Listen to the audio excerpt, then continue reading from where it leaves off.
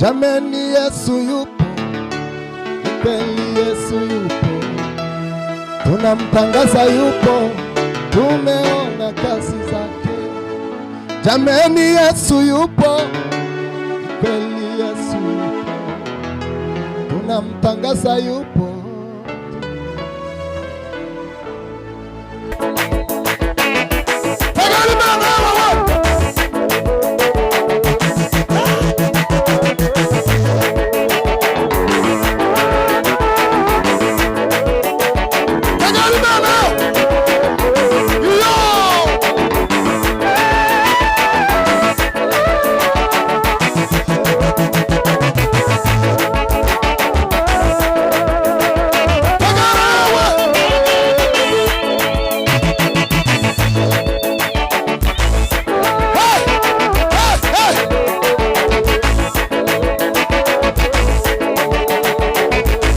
Jameni Yesu yupo, kweli Yesu yupo, tunamtangaza yupo, tumeona kazi zake. Jameni Yesu yupo, ni kweli Yesu yupo, tunamtangaza yupo, tumeona kazi zake. Jameni Yesu yupo, ni kweli Yesu yupo, tunamtangaza yupo, tumeona kazi zake. Jameni Yesu yupo, kweli Yesu yupo, tunamtangaza yupo, tumeona kazi zake. Jameni Yesu yupo, kweli Yesu yupo, tunamtangaza yupo.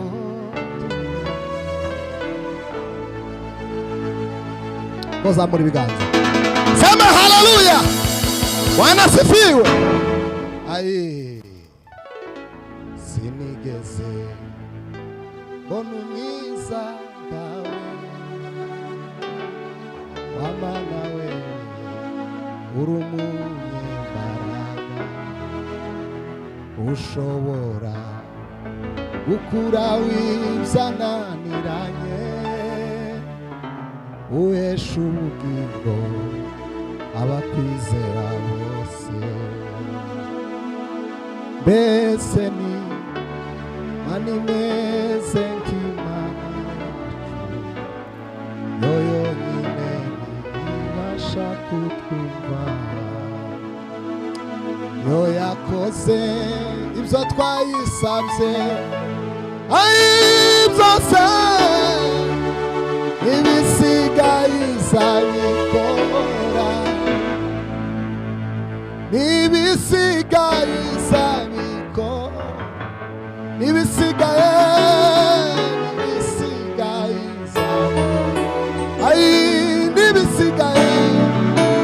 ibisigaye izabikora, ayiwe n'ibisigaye izabikora. Hey! Numvise mugenzi wanje ashima, anyibutse iby'imbaraga zawe. Numvise mugenzi wanje ashima,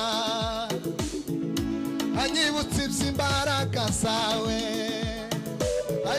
Numvise mugenzi wanje ashima, anyibutse iby'imbaraga zawe. Kandi nazafite icyo cyifuzo, oya sinatahe maramaza, kuko imbaraga ziyahagira, ishakashaka oya mwamazi,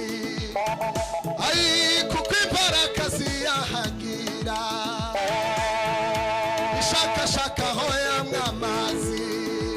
Baba ni kumutima wanje ukwifuza,